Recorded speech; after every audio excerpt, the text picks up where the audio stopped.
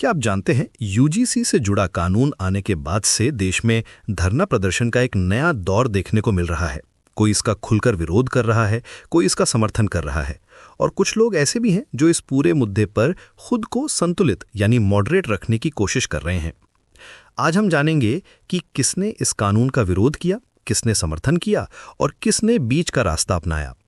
इसी कड़ी में करनी सेना के चीफ ने इस कानून को जहर तक बता दिया, ये कहते हुए कि ये हमारे बच्चों के भविष्य को बर्बाद कर देगा। वहीं जानी मानी एंकर ऋचा अनिरुद्ध ने यहां तक कह दिया कि जो ब्राह्मण एलिजिबल हैं उन्हें देश छोड़ देना चाहिए। उन्होंने ये भी कहा कि आज ऐसा समय आ गया है जब ऊंची जाति के लोगों को अपना सरनेम तक छुपाना पड़ रहा है। फिर सूची में नाम आता है कुमार विश्वास का, जिन्होंने कविता के माध्यम से खुद को अभागा बताते हुए इस पर अपनी प्रतिक्रिया दी। लेकिन ये सवाल शायद ही कोई पूछ रहा है कि अगर समाज विभाजन से बच भी जाए तो क्या वो समाज आगे बढ़ पाएगा। इस पहलू पर कोई गंभीर चर्चा नहीं हो रही।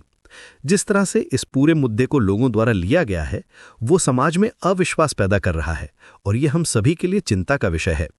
अब बात करते हैं उन लोगों की जिन्होंने इसका समर्थन किया, जैसे नेहा सिंह राठौर, जिन्होंने कुमार विश्वास पर निशाना साधते हुए सरकार की अन्य कमियों की ओर ध्यान दिलाया। उन्होंने प्रदूषित पानी से होने वाली मौतों जैसे मुद्दों को उठाकर प्रत्यक्ष या अप्रत्यक्ष रूप से इस कानून का समर्थन किया। वहीं वरिष्ठ पत्रकार उर्मिलेश ने अप्रत्यक्ष रूप से पक्षपात की ओर इशारा किया।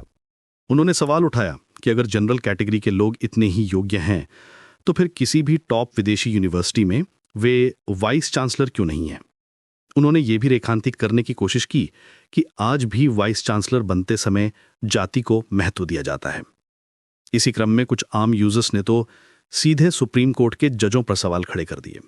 उनका कहना था कि कमेटी में दोनों जज ब्राह्मण थे, इसलिए कोर्ट ने आदेश पर स्टे लगा दिया।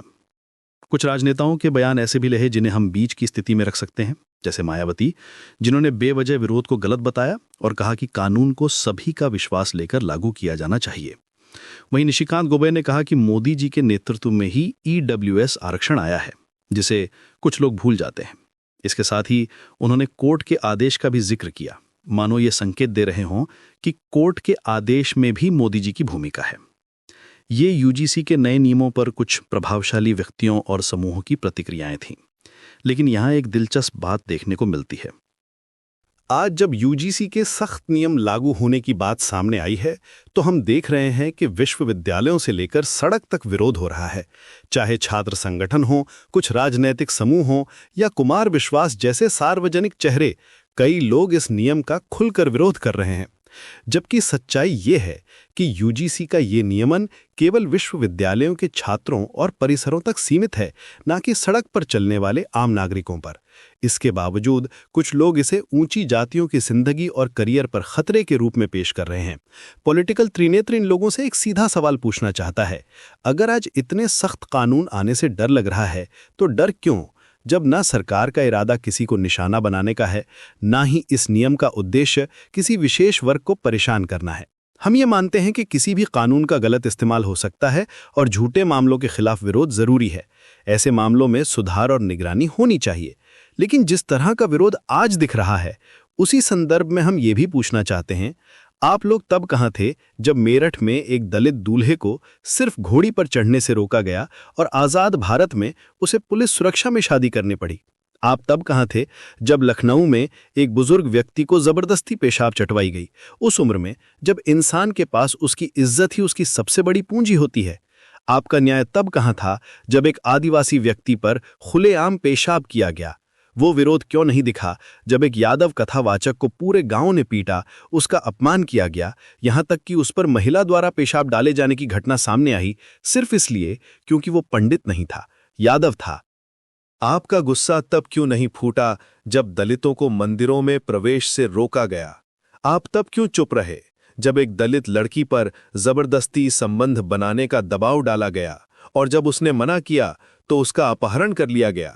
ये घटना देश की राजधानी से कुछ ही दूरी पर हाल ही में सामने आई। आज अगर कानून सख्त हो रहा है तो डर उन्हें लग रहा है जिन्हें कभी जवाबदेह नहीं ठहराया गया, और जो लोग दशकों से अन्याय झेलते आए हैं वे आज भी सिर्फ इंसाफ की उम्मीद कर रहे हैं। अब हमने ये तो देख लिया कि इस पॉलिसी पर किस तरह के रिएक्शंस आए और समाज की एक्चुअल ग्राउंड रियलिटी क्या है।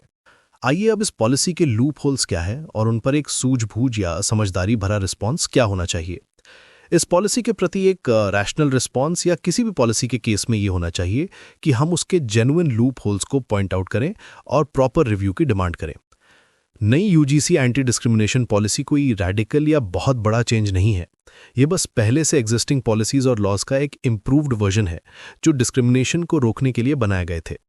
इस नई पॉलिसी की ज़रूरत इसलिए महसूस हुई क्योंकि पहले भी कई इंसिडेंट्स ऑफ डिस्क्रिमिनेशन सामने आए जो ये दिखाते हैं कि पुरानी पॉलिसीज से पूरी तरह जस्टिस नहीं मिल पा रहा था। अब यूजीसी इक्विटी पॉलिसी में कुछ एरियाज ऑफ कंसर्न है जिनको एड्रेस करना ज़रूरी है, लेकिन जिस तरीके से अभी हो रहा है उस तरह नहीं, बल्कि ज़्यादा क्रिटिकली और इंटेलेक्चुअली सोचने की ज़रूरत है।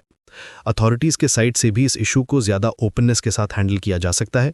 शायद एक रिव्यू बॉडी बनाकर जो रेगुलेशंस को थरोली चेक करे और जहां ज़रूरत हो वहां मॉडिफाई करे। की कंसर्न्स क्या है? 1. फॉल्स कंप्लेंट्स पर कोई पेनल्टी नहीं। पहले की पॉलिसीज में फॉल्स कंप्लेंट्स फाइल करने पर पनिशमेंट या पेनल्टी होती थी, लेकिन लेटेस्ट पॉलिसी में इसे हटा दिया गया है। अब अगर कंप्लेंट झूठी भी हो तो कोई सज़ा का प्रोविजन नहीं है। अथॉरिटी का इंटेंशन ये है कि कोई भी व्यक्ति कंप्लेंट फाइल करने से डरे नहीं। आइडिया यह है कि पनिशमेंट का डर लोगों को कंप्लेंट करने से रोकता है। लेकिन ये बात सही है कि पनिशमेंट का फियर जेन्युइन कंप्लेंट्स को रोक सकता है, पर इसका सोल्यूशन ये नहीं होना चाहिए कि फॉल्स कंप्लेंट्स के लिए कोई सिस्टम ही ना हो। अगर झूठी कंप्लेंट्स को हैंडल करने का प्रॉपर मैकेनिज्म नहीं होगा तो जस्टिस का ड्यू प्रोसेस वीक हो सकता है और लॉ का मिसयूज होने का रिस्क बढ़ जाता है, जहां लोग दूसरों को धमकाने के लिए भी इसका यूज कर सकते हैं। नंबर 2, स्ट्रक्चर और कॉम्पोजिशन क्लियर नहीं। यूजीसी रेगुलेशंस का एक और मेजर इशू ये है कि पॉलिसी कई जगह पर क्लियर और डिटेल नहीं है, जैसे कि एक्विटी कमिटी के पावर्स और ज्यूरिसडिक्शन को प्रॉपरली एक्सप्लेन नहीं किया गया है। इसकी कॉम्पोजिशन भी वेग और लिमिटेड लगती है, जो कन्फ्यूजन क्रिएट करती है। इन सब पॉइंट्स को देखते हुए सुप्रीम कोर्ट ने भी इन रेगुलेशंस पर स्टे ऑर्डर लगा दिया है। कोर्ट ने कहा है कि we are simply examining it on the threshold of constitution, और ये भी कहा कि the language needs to be remodified. Conclusion, आखिर में हम पॉलिटिकल त्रिनेत्र ये कहना चाहते हैं कि हम किसी भी ग्रुप के दूसरों पर जबरदस्ती अपनी मर्जी थोपने या किसी भी ऐसे अनजस्ट एक्ट को सपोर्ट नहीं करते जो सोसाइटी की हार्मोनी को डिस्टर्ब करे। हम क्रिटिकल थिंकिंग और इंटेलेक्चुअल डिस्कशन में बिलीव करते हैं और अपने ऑडियंस से भी रिक्वेस्ट करते हैं कि इस इशू को समझदारी और सोच विचार के साथ देखें।